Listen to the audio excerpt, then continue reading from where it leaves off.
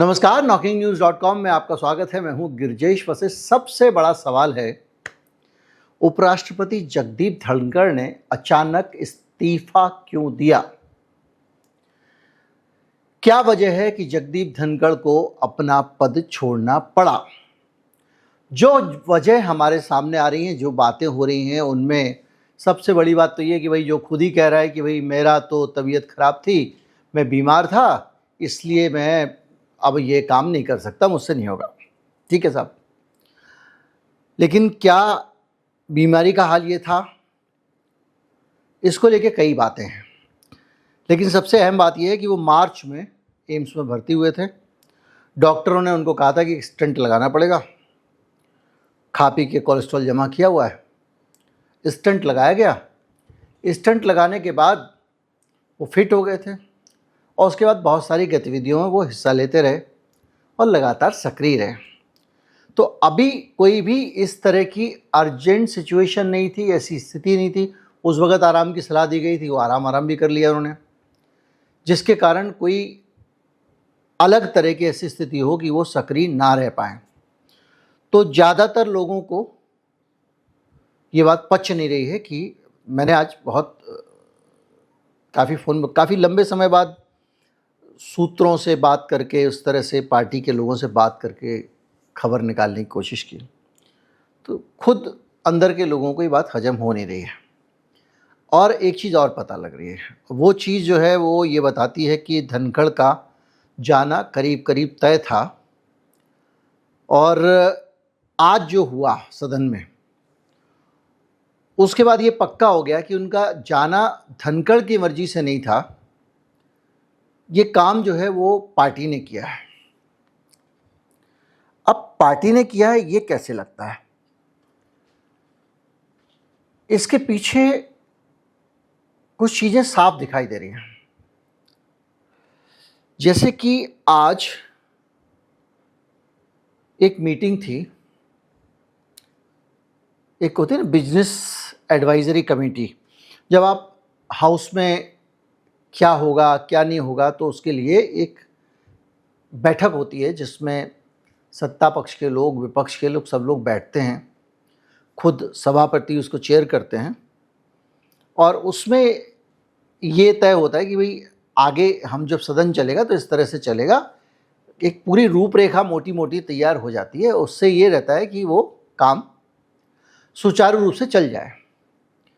और ये बैठक अपने आप में महत्वपूर्ण होती है, क्योंकि संसदीय कार्य मंत्री वहाँ पर रहते हैं। क्योंकि अगर दिन की रूपरेखा तय करनी है तो सत्ता पक्ष की तरफ से संसदीय कार्य मंत्री का काम है सदन को ठीक से चलाना। वो विपक्ष के साथ कोऑर्डिनेट भी करता है, सब कुछ करता है। तो इस बैठक में संसदीय कार्य मंत्री का होना बहुत ज़रूरी होता है। दूसरा, इस बैठक में सत्ता पक्ष का नेता तो होना ही चाहिए।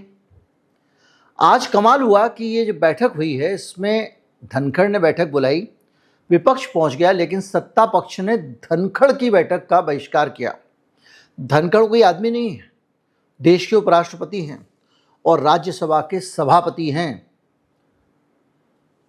ऐसे उच्च संवैधानिक पद पर बैठे हुए आदमी का भारतीय जनता पार्टी बहिष्कार करे, ये अपने आप में, भारतीय जनता पार्टी की सत्ताधारी पार्टी, ये अपने आप में इंसल्टिंग है, अपमानजनक है।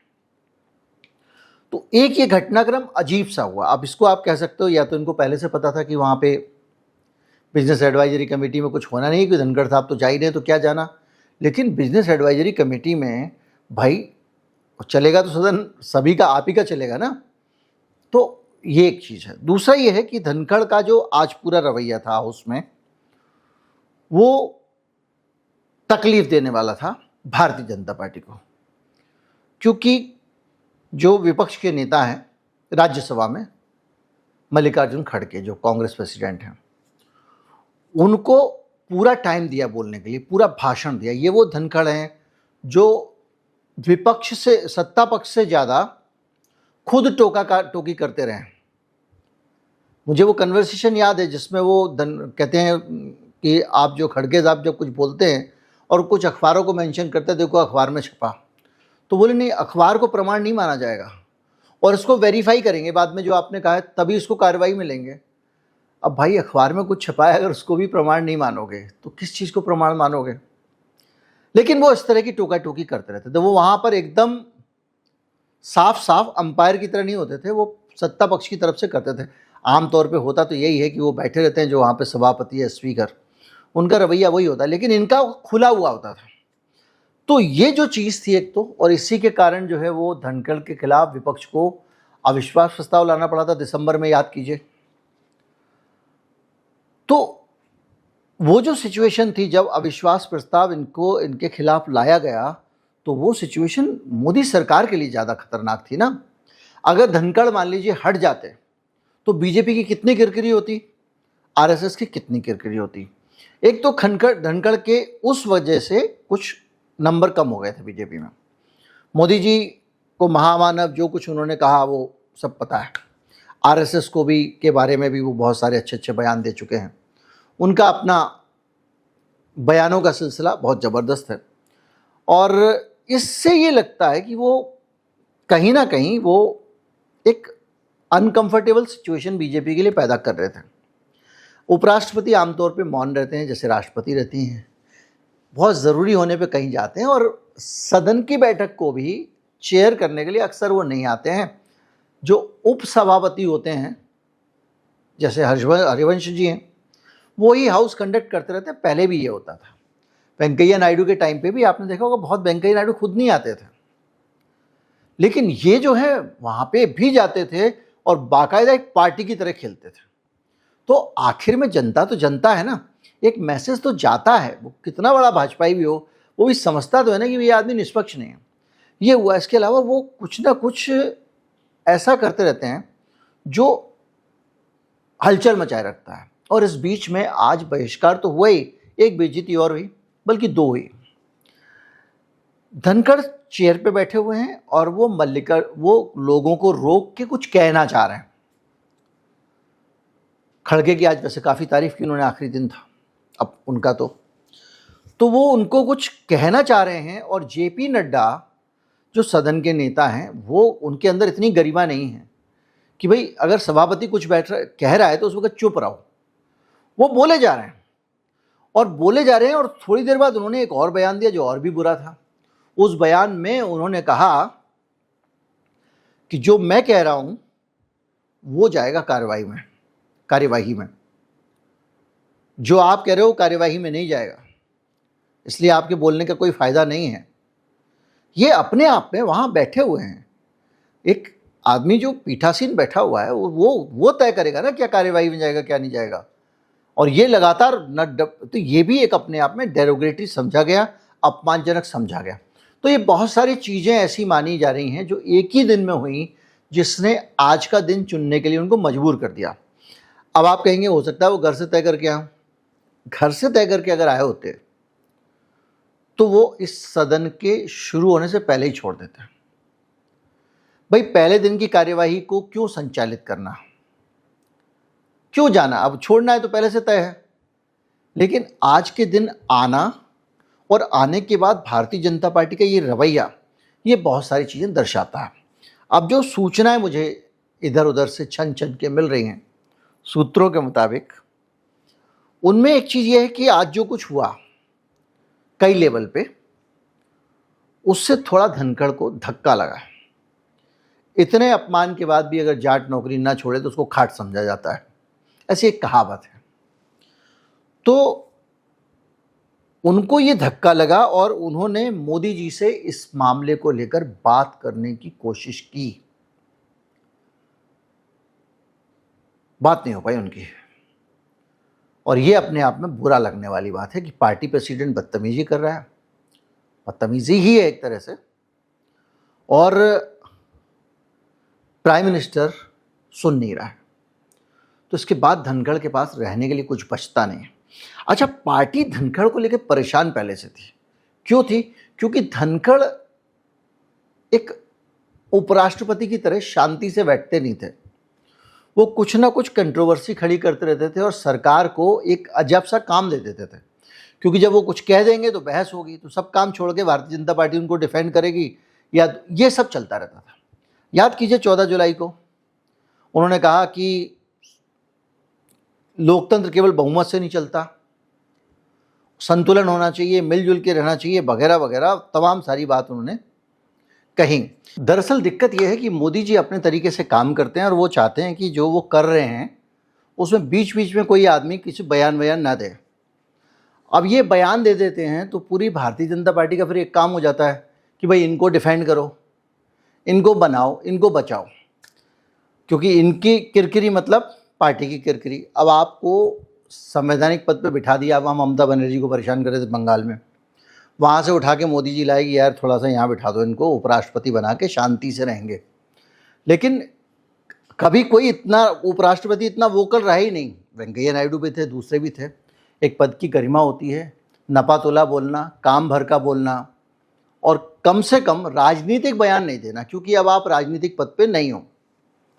लेकिन धनखड़ साहब मोदी जी के लिए नया नया मसाला देते रहते थे और ये चीज़ लंबे समय से नोटिस की जा रही थी। सुप्रीम कोर्ट के बारे में दिसंबर में याद कीजिए, जब इनके खिलाफ अविश्वास प्रस्ताव आया तब भी ये रुकने को तैयार नहीं थे। और ये बंदा जो है ना, जब अविश्वास प्रस्ताव आ रहा है, भाई मेरा भाई अगर इंटरव्यू देने आ रहा है, आप सोचिए तो मैं क्या करूँगा। मैं इंटरव्यू बोर्ड में अगर बैठा भी हुआ हूँ तो मैं चुप बैठ जाऊँगा कि भाई मैं नहीं बोल रहा हूँ, आज जिसको सवाल पूछना पूछ लो, क्योंकि मेरा भाई है। इसी तरह से जब भी कोई जांच होती है मेरे खिलाफ मामला, तो जज क्या कहता है, भाई इस मामले में मेरे कहीं ना कहीं जो क्लैश, जिसको कहते हैं क्लैश ऑफ इंटरेस्ट हो रहा है, वो इसलिए मैं जो है कन्फ्लिक्ट ऑफ इंटरेस्ट हो रहा है, इसलिए मैं नहीं सुनूंगा। यहाँ तो भाई के खिलाफ अविश्वास प्रस्ताव आ रहा है, वही चेयर कर रहा है। इस तरह ये हुए। एक वो दूसरे हुए थे, वो पहले सुप्रीम कोर्ट के चीफ जस्टिस थे जो राज्यसभा में चले गए थे, गोगोई साहब। उन्होंने भी अपने खिलाफ इंक्वायरी की खुद ही हियरिंग कर ली थी। तो एक ऐसा आदमी जो अपने खिलाफ इंक्वायरी की हियरिंग कर रहा है, वो आदमी जो है वो बयान कुछ ना कुछ दिया जा रहा है। मतलब सोचिए, कंट्रोवर्सी की हद होती है। उसने कहा सुप्रीम कोर्ट जो है वो न्यायिक स्वतंत्रता और संसद की सर्वोच्चता को चुनौती न दे। A glorious instance of compromise of parliamentary sovereignty. संसद सर्वोच्च है और सुप्रीम कोर्ट सुपर संसद बनने की कोशिश ना करे। अरे भाई, तुम अगर संसद की तरफ से भी बयान, आप उपराष्ट्रपति हो, सभापति टेक्निकली हो, संसद की सर्वोच्चता लोकसभा से है, ये बयान वहां से आए तो समझ में आता है। इसके अलावा उन्होंने न्यायपालिका पे पावर हेलमेट वाली टिप्पणी की थी। Article 12 has become a nuclear missile, judiciary sidelining legislature and executive. यानी जो सीधे सीधे की है तो संसद को कुछ समझ ही नहीं रहे, ये न्यूक्लियर मिसाइल बन चुका है। आर्टिकल 142 जो है वो ये है कि आप किसी भी तरह का कोई कानून अगर लेके आते हो और उस कानून में कहीं पे कोई जगह पे कोई कानून में कोई चीज़ स्पष्ट नहीं है, जैसे मान लीजिए कि घर में गजक बनेगी तो वो 4 आदमी में किसको खानी है, अगर ये लिखा नहीं है तो सुप्रीम कोर्ट को ये अधिकार है कि वो कह सकता है कि इस कानून के मुताबिक इसको खिलाई जा सकती है। वो उसकी मूल भावना को समझने के लिए सुप्रीम कोर्ट है। तो ये कह रहे हैं कि ये तो अपने आप में मिसाइल हो गया। और राष्ट्रपति रबर स्टाम्प नहीं बनना चाहिए। Attempt to reduce Rajya Sabha to a rubber stamp are dangerous, we will not allow it. मतलब राज्यसभा को रबर स्टाम्प बनाने की कोशिश हो रही है, इसकी हम इजाज़त नहीं देंगे। और ये कब ये है? ये 9 जुलाई को, 15 दिन पहले। तो ये लगातार जो है ये कुछ ना कुछ ऐसा बोलते रहते थे जिसको मैनेज करना मुश्किल था। जेपी नड्डा, बहुत सारे लोग इस चीज़ को जगह जगह पे फ्लैग कर चुके थे। और ये बात जो है ना वो अपने आप में थोड़ा सा एक प्रॉब्लम बनती जा रही थी, क्योंकि उन्होंने ये कहा राज्यसभा में जिस दिन सदन शुरू हुआ है कि please avoid personal attacks, refrain from using unbecoming language. एक दूसरे पर पर्सनल अटैक ना करो। जयराम रमेश ने कहा भाई कि आप जो है एक दूसरे पर पर्सनल अटैक ना करो, तो इनको भी तो समझाओ, ये तो करते रहते हैं। बहरहाल बहुत सारे लोकतांत्रिक, लेकिन कुल मिला के आपने देखा होगा कि हमेशा कोई ना कहीं खबर में रहते थे। मोदी जी के रहते कोई और इतना खबरों में रहे, कोई अच्छी बात भी नहीं है। और दूसरा ये है कि फिर एक सरदर्द जैसी स्थिति थी। और ये स्थिति बाकी लोग लगातार मोदी जी को रिपोर्ट कर रहे थे कि साहब देखिए, फिर उन्होंने ये कह दिया, फिर उन्होंने ये कर दिया, अब ये जुडिशरी के खिलाफ बयान दे रहे हैं, अब ये कुछ बयान दे रहे हैं, इनके खिलाफ अविश्वास प्रस्ताव आ गया। तो ये लंबे समय से सरदर्द जैसा चला आ रहा था। अब उसमें क्या है कि मोदी जी अंदर से तपे हुए तो थे इनसे, उचित अवसर की तलाश में। अब कुछ लोग कह रहे हैं ये 74 साल के हो गए तो 75 साल का मसला 74 के हुए ना। और अगर उनको ये पता होता कि मैं 74 का होने के कारण अगर इस्तीफा दूंगा तो मोदी जी की अनकंफर्टेबल स्थिति हो सकती है, तो कभी इस्तीफा नहीं देते। याद है ना उनकी ये वाली मुद्रा हाथ जोड़ते हुए। तो सिचुएशन ये है कि मोदी जी तपे हुए थे और इस बीच में जेपी नड्डा वाला आज का कांड हुआ। कांड होने के बाद में इन्होंने मोदी जी को फ़ोन किया, उनसे बात करनी चाहिए, मोदी जी ने बात नहीं की। इससे एक चीज़ बड़ी साफ हो गई कि भैया ऐसा ही होगा, हम इसमें कुछ नहीं कर सकते, आप हैंडल कर सकते हो तो कर लो, नहीं तो मत करो। इसके बाद क्या रास्ता बचता है? और रहा सवाल तबीयत खराब वाला, तो भैया कोई भी इस्तीफा हम सब ने दिए हैं, तो लोग सरकारी नौकरी वाले उनको छोड़ दो। तो ऐसे ही लिखा जाता है कि भाई निजी कारणों से, इस कारणों से, उस कारणों से, स्वास्थ्य के कारण। बहरहाल जो भी है, जो मुझे जानकारियाँ मिली उनके आधार, बाकी तो स्पेकुलेशन बहुत सारे हो सकते हैं। कोई कह रहा है बिहार चुनाव है, बिहार चुनाव इस संदर्भ में आ सकता है कि अब इनकी जगह रिप्लेसमेंट लाएं तो ऐसा लाएं जो बिहार और बंगाल के चुनाव को एड्रेस करता हो, इन दोनों चुनावों में जिसका लाभ लिया जा सके। ये बात तो समझ में आती है, लेकिन उसके लिए फेरबदल की बात नहीं है।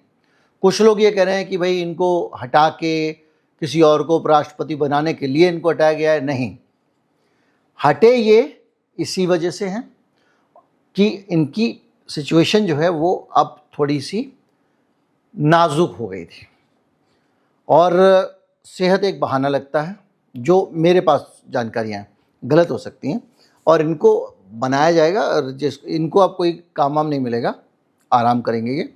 वेंकैया नायडू याद कीजिए कहाँ है, गायब है ना। यशवंत सिन्हा, अरुण शौरी, लंबी लंबी कतार है, बहुत सारे नेता। वो प्रकाश जावड़ेकर सुना कब, कहाँ है आजकल? हाँ, डॉक्टर हर्षवर्धन। तो इस पूरे के पूरे जो एक परिदृश्य है ना, उसमें अब इनको कुछ मिलेगा इसकी तो उम्मीद करनी नहीं चाहिए।